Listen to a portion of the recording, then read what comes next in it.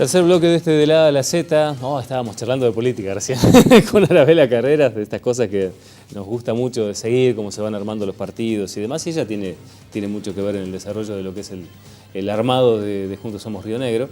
Pero bueno, la convocamos por otras cuestiones, ¿no? Bienvenida, gracias. Gracias a vos, Mario. Es como siempre un gusto estar con ustedes.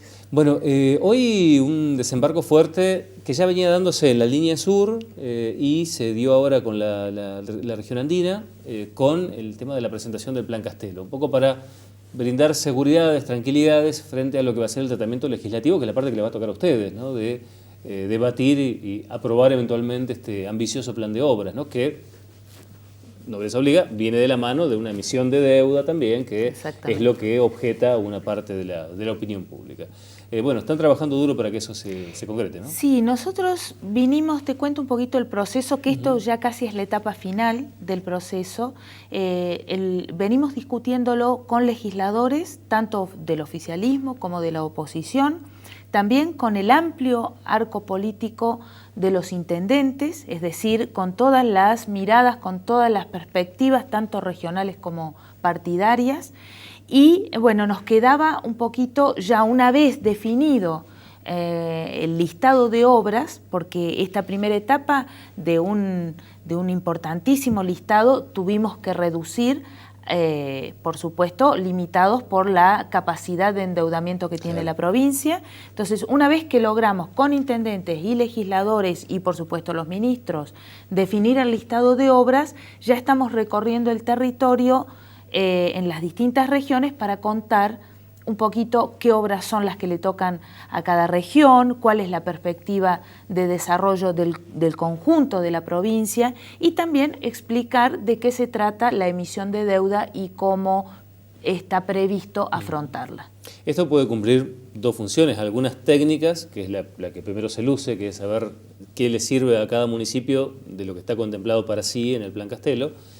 Y también hay una cuestión política. Imagino que los intendentes que reciben esta información pueden entusiasmarse y requerirle a sus legisladores, bueno, un acompañamiento o que se atenúen algunas críticas, ¿no? Algunas observaciones. Sí, esto está ocurriendo en todo el territorio. Los intendentes están militando, por decirlo de alguna manera, estas obras, porque evidentemente estamos imaginando un antes y un después para Río Negro, que mejora la calidad de vida de los habitantes de cada uno de los rincones de la provincia. Estas obras tan ambiciosas no pueden realizarse si no es con un endeudamiento, que por otra parte es el mecanismo habitual en todas las provincias.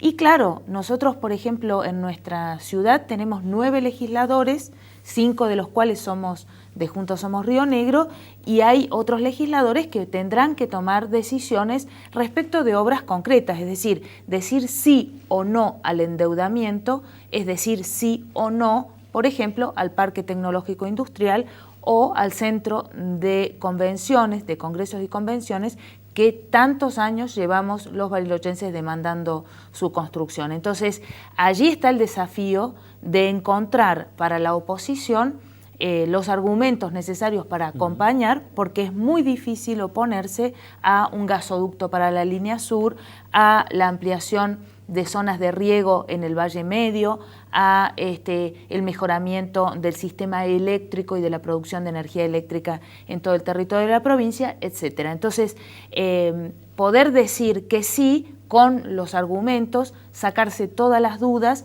y promover el acompañamiento más amplio posible en la legislatura. Hay que decir también que los temores por un endeudamiento deben ser cosas que ustedes también cuantifican, ¿no? Porque naturalmente la economía viene muy ecléctica, es una misión ambiciosa, es una deuda con la que se va a empezar a convivir.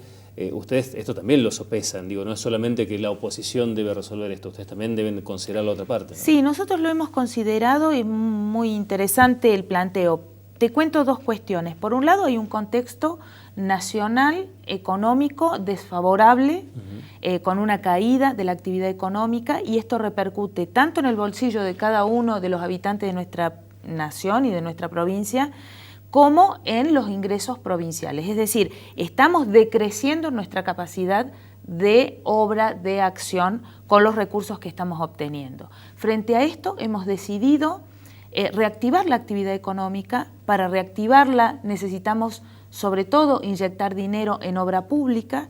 Esto repercute inmediatamente en cada uno de los parajes, pueblos y ciudades a los que la obra pública llega, repercute en mano de obra, generando empleo.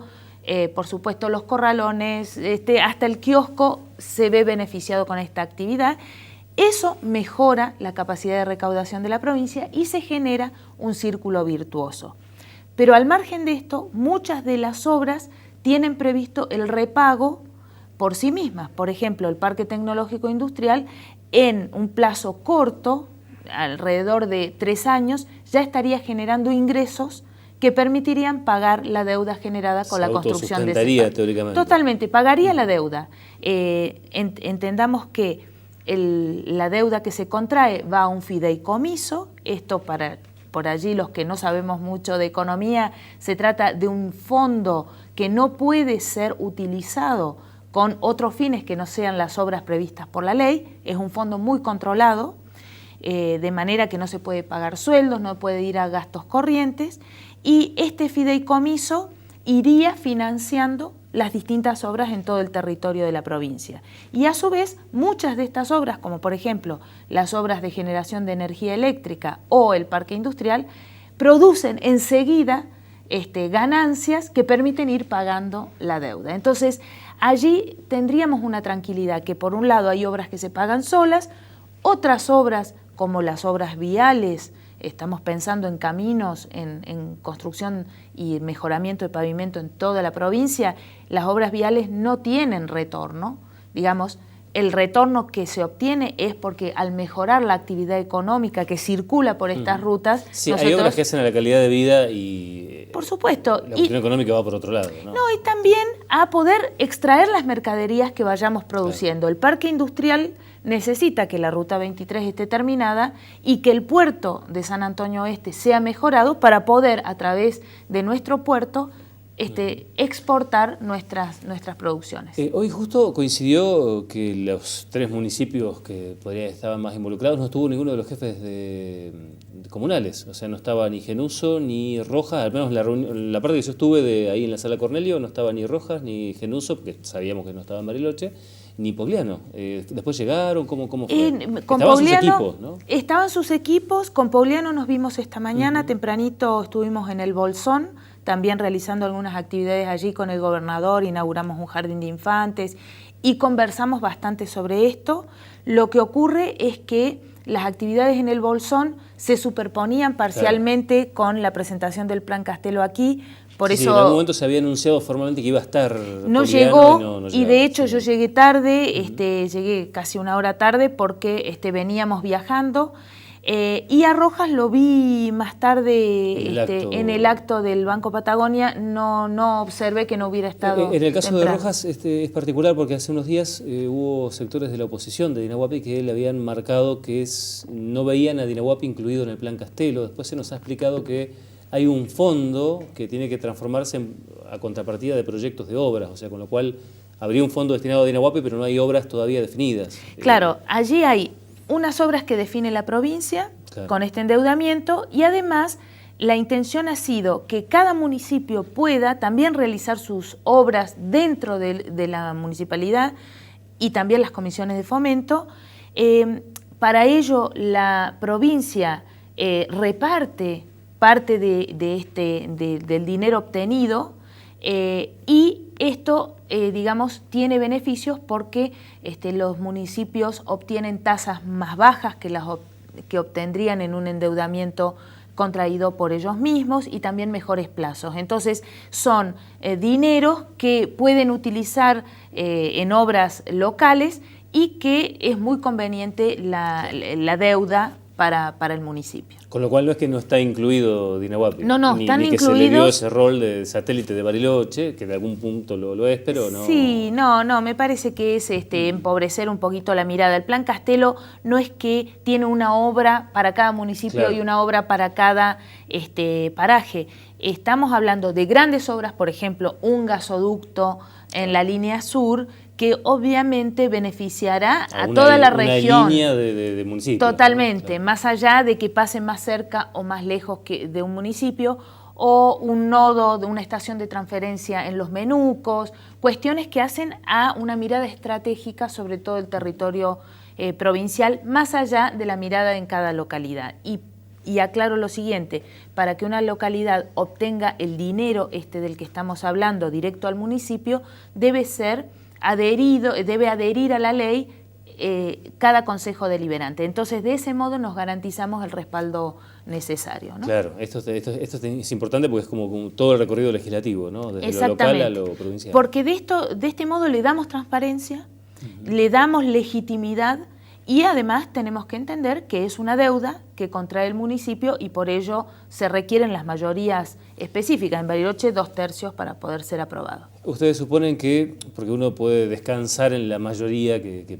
tiene el partido de gobierno en el ámbito legislativo, pero ¿ustedes consideran que puede darse que, como se ha dado en alguna otra votación, sectores de opositores acompañen la iniciativa? Sí, definitivamente así va a ser porque así lo piden los intendentes. Aquí hay una cuestión que va más allá de la coyuntura electoral o de la coyuntura del partido al que nos toque pertenecer. Aquí hay una mirada... Igual esa coyuntura está, o sea, viene con el combo en esta discusión. No, está y te digo, han hecho observaciones desde la oposición que fueron tomadas por el listado, tanto en el listado de obras como en la redacción de la ley. Por ejemplo, se ha creado este fideicomiso que fue una de las demandas de la oposición, es decir, estamos tratando de adaptar a los requerimientos para que toda la población se quede tranquila en cuanto al control del dinero.